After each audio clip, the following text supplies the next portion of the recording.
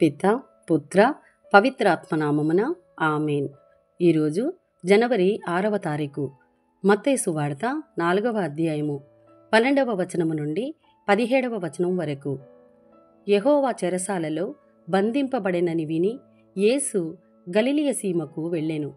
ఆయన నజరేతును వీడి జబులూను నఫ్తాలి సీమలలోని సరస్సు తీరముననున్న కఫర్నామునకు వచ్చి నివాసం ఏర్పరచుకొనెను.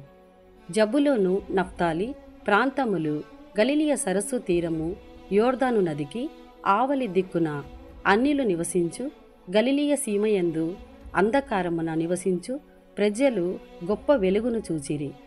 మరణపు నీడలో నివసించు ప్రజలపై వెలుగు ఉదయించెను అను యెషయా ప్రవక్త ప్రవచనము నెరవేరునట్లు ఇది జరిగెను.